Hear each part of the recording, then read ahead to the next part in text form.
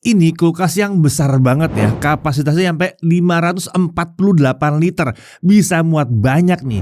Ya, ini Changhong FCD 680 NIB, kulkas besar modern dengan panel pengendalian digital serta smart inverter. Kulkas ini punya desain multi-door dengan 4 pintu. Di dalamnya ada banyak kompartemen. Kita bisa leluasa mengatur ruang penyimpanan bahan makanan kita. Fiturnya banyak, ada CarePlus Space, kompartemen khusus dengan 3 mode penggunaan, bisa disesuaikan dengan apa yang ingin kita simpan di dalamnya. Ada multi airflow system serta stereo air cooling, keduanya memastikan pendinginan yang merata di seluruh bagian kulkas. Ada juga fast freezing dengan suhu sampai minus 32 derajat Celcius. Ini akan berguna kalau kita butuh membuka bahan makanan dengan cepat. Lalu ada Leco System untuk menjaga kesegaran makanan dan menghilangkan bau tidak sedap. Oke, langsung aja kita mulai pembahasan kulkas yang menarik ini.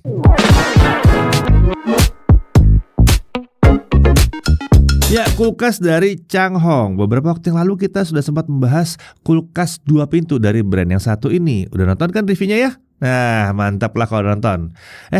Kalian bilang apa? Kurang besar kulkasnya. Nah, buat yang merasa kulkas 2 pintu sudah kurang besar, kali ini Changhong meminjamkan kulkas mereka kepada kami yang ini lebih besar lagi.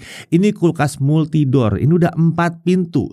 Changhong FCD 680 NIB. Kita akan bahas kemampuan dari kulkas ini, tapi sebelum kita mulai, kita lihat dulu isi paket penjualannya. Tentunya dalam paket penjualan ada unit kulkasnya, ada 2 tray untuk fridge, ada 1 separator yang berfungsi sebagai penutup laci.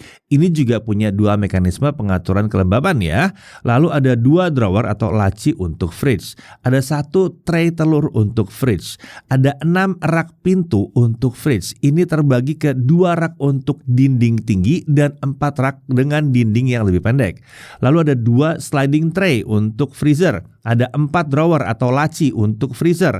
Ada 1 ice twist box atau wadah untuk es batu. Ada 2 adjustable stand dan ada 2 roda serta tentunya ada kabel power. Jangan nanya soal chargernya, mana ada kulkas pakai charger ya. Oke, lanjut. Untuk desain dan spesifikasinya, kulkas ini mempunyai ukuran yang terbilang masif ya, besar dan tinggi. Tingginya 177,5 cm, lebih tinggi dari Vitra Air ya. Lebarnya 85,3 cm dan tebalnya di 69,8 cm. Sementara bobotnya sekitar 89 kg. Warnanya disebut slate gray atau hitam keabu-abuan.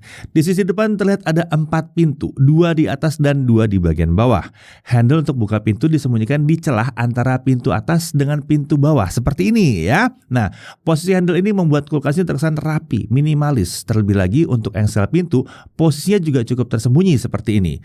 Kulkas ini punya panel pengendalian digital yang ada di pintu kanan atas. Ada indikator suhu, indikator fungsi, serta beberapa tombol soft touch di panel yang satu ini. Untuk indikator fungsi ada eco, fast cooling, dan fast freezing. Sementara untuk tombolnya ada fridge, ada freezer, CarePlus, function, dan OK. Beralih ke sisi belakang, ada tempat kompresor di bagian bawah. Nah, tempat kompresor ini juga ditutup dengan panel penutup yang punya lubang ventilasi seperti ini. Untuk kabel power, ini bukan yang dipasang ke sisi belakang, tapi ke tonjolan kecil yang ada di sisi atas. Panjang kabel ini sekitar 2 meter ya, jadi ini harusnya masih cukup panjang untuk menjangkau stop kontak yang kemungkinan posisinya ada di bagian bawah. Sementara untuk sisi kiri dan kanan, ini kosong ya, nggak ada apapun di kedua sisi kulkas ini. Lalu kita beralih ke sisi bawah, ada adjustable stand yang terpasang di bagian depan serta roda yang terpasang di bagian belakang. Nah, adjustable stand ini akan membantu kita saat memposisikan kulkas ini supaya posisinya rata. Sementara roda bisa membantu kita pada saat kita menggeser atau merelokasi kulkas ini. Nah, sekarang mari kita lihat isi bagian fridge dari kulkas ini. Oh ya, fridge-nya ada di atas ya, bukan di bawah fridge-nya. Ini kebalikan dari kulkas 2 pintu pada umumnya. Fridge ini cocok untuk penyimpanan makanan atau bahan makanan yang tidak memerlukan suhu minus, minuman, cemilan, buah, dan lain sebagainya. Di sini kelihatan ya, ruang untuk fridge ini lega sekali. Volumenya udah 333 liter. Ya, ini hanya untuk fridge-nya aja. Tidak ada sekat di bagian tengah, jadi kita benar-benar bisa memanfaatkan ruang pendingin ini secara sepenuhnya ya. Fleksibel banget di sini. Nah, untuk pengganti sekat ada bagian ekstra di pintu sebelah kiri seperti ini. Ini membuat pintu kiri dan kanan jadi bisa menutup rapat bagian fridge, sehingga udara dingin tidak mudah keluar dari kulkas ini. Nah, untuk fridge ini kita bisa memasang 2 tray yang tersedia. Ada 6 posisi pemasangan tray, jadi kita bisa atur posisi kedua tray sesuai dengan kebutuhan kita. Sementara untuk separator, ini dipasang di paling bawah seperti ini ya. Memang cuma bisa dipasang di sini aja. Lalu di bawahnya tentu saja ada 2 buah laci. Nah, di laci kanan ini disebut sebagai care plus space. Suhu di area tersebut bisa diatur secara terpisah dari area fridge yang lain. Nanti kita coba ya opsi penggunaan care plus space ini. Oh ya, kedua laci ini punya slider pengaturan tingkat kelembapan yang terpisah. Oke, kita beralih ke balik pintu fridge. Kita bisa memasang rak di bagian ini. Ada 4 posisi pemasangan rak di masing-masing pintu. Rak ini bisa kita gunakan untuk meletakkan minuman dalam kemasan, cemilan, bumbu dapur, dan lain sebagainya. Nah, untuk rak dengan dinding yang lebih tinggi, ini harusnya bisa untuk botol besar. Misalnya botol air mineral yang sekitar 1,5 liter. Bisa nih ya. Tapi saat kami coba taruh botol tersebut di rak, saat pintu kami buka, botol ternyata cukup sering jatuh. Ini sepertinya karena dinding raknya tuh kurang tinggi ya. Jadi saran kami untuk botol yang tinggi seperti itu lebih baik ditaruh di tray saja dengan posisi tidur seperti ini. Nah, untuk area fridge ini ada lampu LED yang akan menyala kalau pintu fridge dibuka. Oke, sekarang kita beralih ke bagian freezer ya, yang di bawah ya. Posisinya tentunya di bawah fridge. Kapasitasnya juga besar, 215 liter. Jadi total untuk area fridge dan freezer itu membuat kapasitas total jadi 548 liter. Area freezer ini didesain sudah terbagi ke 6 bagian seperti ini. Ada 2 sliding tray di bagian atas dan 4 laci di tengah dan bawah. Sliding tray mungkin cocok untuk menyimpan makanan siap saji yang dibekukan seperti nugget, french fries, atau es krim misalnya. Sementara 4 laci itu akan cocok untuk menyimpan bahan mentah seperti daging, ayam, ikan, dan lain-lain. Ini bisa membantu menghindari bau makanan bercampur satu dengan yang lainnya. Selain itu, yang satu ini juga membuat isi freezer jadi kelihatan rapih aja gitu ya. Nah, untuk area freezer ini memang tidak ada rak di balik pintu. Oke, kita sekarang masuk dalam spesifikasinya. Untuk refrigerant ini pakai R600A. Ini umum digunakan oleh kulkas masa kini. Lalu dia pakai Smart Inverter Kompresor dengan chip AI yang diklaim bisa membuat kulkas ini jadi lebih hemat daya. Nah, untuk teknologi pendinginannya di sini ada Dual Cycle Air Cooling System. Jadi, freezer dan fridge bekerja terpisah. Ini mencegah bau makanan tercampur dan menjaga kualitas bahan makanan juga. Selain itu, teknologi ini juga memungkinkan kita menonaktifkan fridge. Jadi hanya freezer aja yang beroperasi di kulkas ini. Bisa ya. Lalu ada stereo air cooling. Ini memastikan hembusan udara dingin merata ke segala arah. Ada juga multi airflow system. Jadi udara dingin dihembuskan dari beberapa titik, mencegah adanya perbedaan suhu antara bagian dalam fridge maupun freezer. Lalu ada juga fitur powerful cooling. Ini adalah wujud fast cooling dan fast freezing ya. Kemudian ada Leco System. Ini teknologi sterilisasi dan deodorisasi yang disebut bisa menjaga kesegaran makanan agar lebih lama. Selain itu, sistem ini juga menghilangkan bau tidak sedap yang bisa muncul di kulkas ini.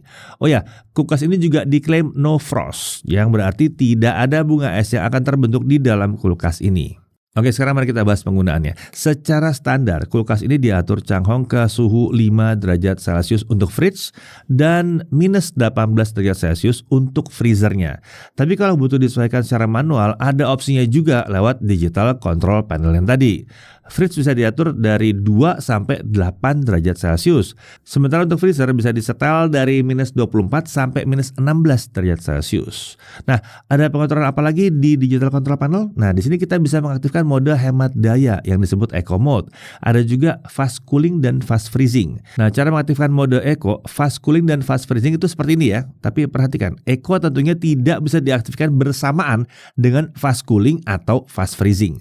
Sementara fast cooling dan fast freezing itu bisa diaktifkan secara bersamaan.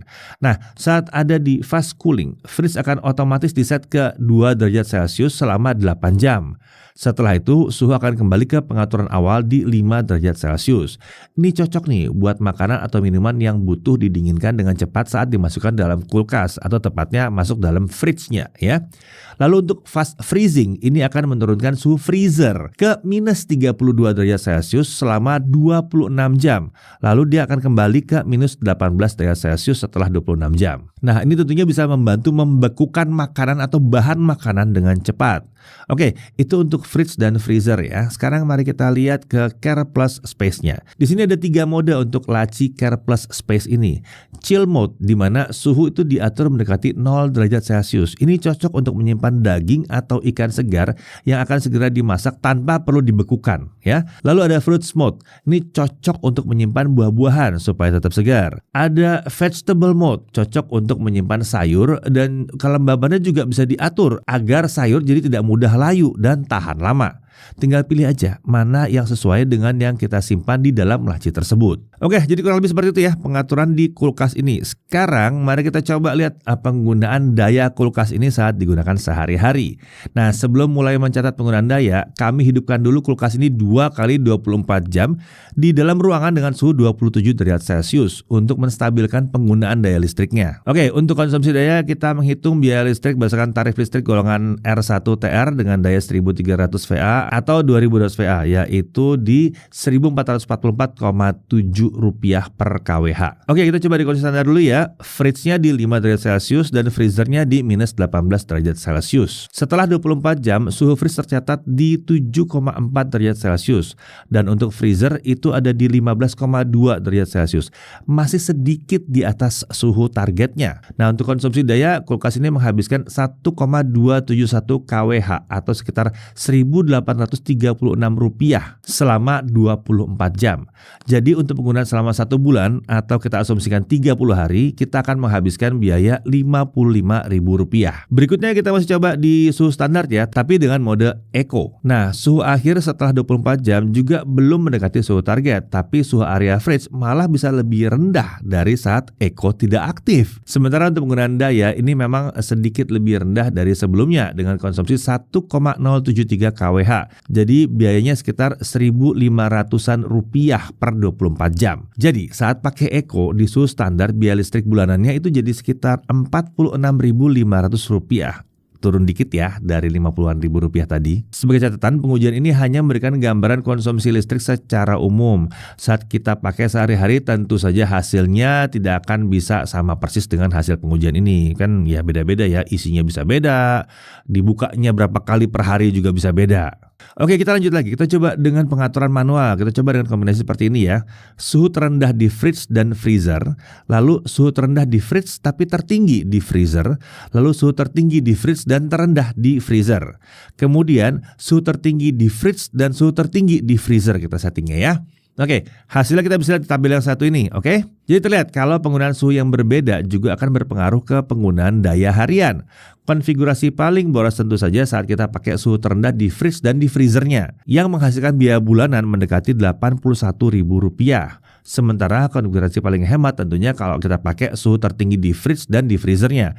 Dengan biaya bulanan itu bisa turun lumayan jauh ya, sampai Rp27.000 per bulan.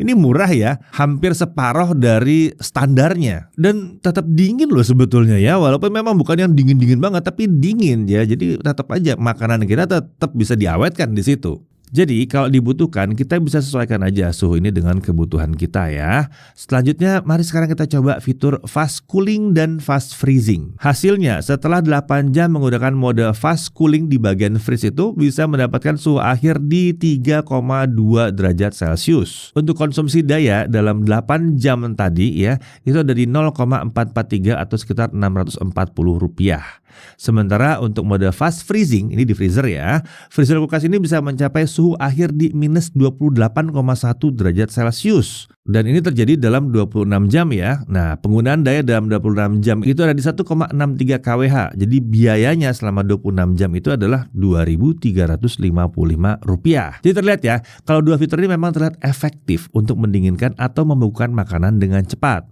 Penggunaan daya listrik memang akan jadi lebih tinggi, tapi ini wajar ya, karena kulkas bekerja bekerja lebih keras untuk mencapai suhu yang lebih rendah untuk kedua fitur ini. Tapi ya tenang aja sih sebetulnya, kita nggak perlu khawatir kelupaan ya, lalu tiba-tiba penggunaan daya kulkas jadi boros banget, karena secara otomatis mode ini akan dinonaktifkan setelah jangka waktu tertentu. Sekarang mari kita coba cek suhu laci Care Plus Space di setiap mode. Kita cek suhu dan kelembapannya, oke? Suhu kita pakai setting standar ya, 5 derajat Celcius di fridge dan minus 18 derajat Celcius di freezer. Sementara untuk kelembapan, kita atur sesuai dengan isi dari laci dengan pengaturan kelembapan rendah di fruit mode dan kelembapan tinggi di vegetable mode. Kita cek suhu dan kelembapan setelah 3 jam ya.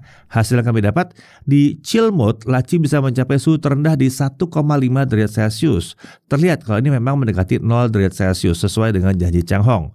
Lalu untuk fruit mode, dengan setting low humidity, suhu akhir itu sekitar 6,6 derajat Celcius dengan tingkat kelembaban di 36,1%. Sementara di vegetable mode, suhu terakhir ada di kisaran 8,4 derajat Celcius dengan kelembaban yang lumayan tinggi ya, dari 86,5%. Jadi memang terlihat ya bahwa Care Plus Space ini bisa menawarkan area khusus dengan suhu yang berbeda dari area fridge secara umum. Sementara kalau ada yang tanya lampu di kulkas ini pakai daya berapa? Saat kami coba ya, kalau kita buka dia dayanya sekitar 9 watt aja. Rendah sekali. Ini beda dengan kulkas-kulkas lama yang pakai lampu kuning itu. Itu bisa gede banget. Itu bisa 50-80 watt itu ya. Oh ya, untuk harganya, Changhong Refrigerator Multi-Door FCD 680 NIB ini dijual dengan harga kisaran 8 jutaan rupiah. Kulkas ini dilindungi garansi 10 tahun untuk kompresor dan 3 tahun untuk servis dan spare part. Oke, langsung aja kita masuk dalam hal yang perlu diperhatikan. Pertama, dimensi kulkas ini terbilang besar. Jadi pastikan dulu bahwa kita punya ruang yang cukup sebelum kita membeli kulkas yang satu ini. Lalu di sini tidak ada rak pintu untuk area freezernya ya. Lalu untuk jumlah tray di area fridge ini sebetulnya terbilang minim ya, hanya ada 2 tray untuk volume area penyimpanan yang besar itu. Setelah itu tray yang disediakan itu bisa agak melengkung di bagian tengah kalau kita menaruh agak banyak barang di atas traynya. Lalu ini perlu diingat ya, kalau kabel power di kulkas ini terpasang di bagian atas. Jadi kalau stop kontaknya ada di bagian bawah, jangkauan kabel ini agak terbatas saja. Tentunya kalau stop kontaknya itu tepat ada di belakang kulkas, itu nggak ada masalah. Yang jadi masalah itu kalau stop kontaknya itu agak jauh di samping kulkasnya. Oke, dari sisi menariknya, kapasitasnya ini besar banget nih, 548 liter, mantep nih ya. Lalu desain multidoor seperti ini memungkinkan kita hanya membuka bagian area fridge atau freezer saja, membuat udara dingin itu tidak cepat terbuang keluar dari kulkas. Kemudian ada Care Plus Space, ini area penyimpanan ekstra dalam fridge dengan suhu yang bisa diatur berbeda dari area fridge-nya. Bahkan kelembapannya bisa diatur juga ya. Lalu ada digital control panel, ini menawarkan pengendalian yang sangat mudah untuk kulkas ini. Ada mode eco untuk opsi penggunaan yang lebih hemat daya. Ada no frost, jadi yang jelas kita nggak perlu repot-repot bersihin bunga es lah ya, yang biasanya bisa muncul di freezer. Lalu ada fitur fast cooling dan fast freezing, yang saat kami coba ini memang terlihat bisa menurunkan suhu di dalam kulkas ini ke titik yang lebih rendah, membuat suhu apapun yang kita masukkan ke dalam kulkas ini bisa turun dengan cepat. Jadi mau membekukan dengan cepat bisa di sini ya. Lalu pembagian freezer itu ada 6 area, ini membantu kita dalam memisahkan bahan makanan yang mau kita bekukan. Kemudian garansi kompresornya sampai 10 tahun dengan garansi service spare part itu sampai 3 tahun. Tidak ketinggalan desain kulkas ini ya, terbilang modern dan elegan. Ini cocok lah buat rumah masa kini. Oke, kulkas Changhong FCD 680 NIB. Ini adalah kulkas dengan kapasitas besar yang menawarkan keleluasaan dalam pengaturan suhu ruangan penyimpanan. Kulkas ini tentunya akan cocok untuk yang butuh menyimpan banyak makanan atau bahan makanan untuk kebutuhan keluarga. Secara umum, apa yang ditawarkan Changhong di kulkas ini membuatnya jadi perangkat rumah tangga yang sangat menarik dan sangat layak untuk dilirik. Saya Deddy Irfan, Jakarta TV.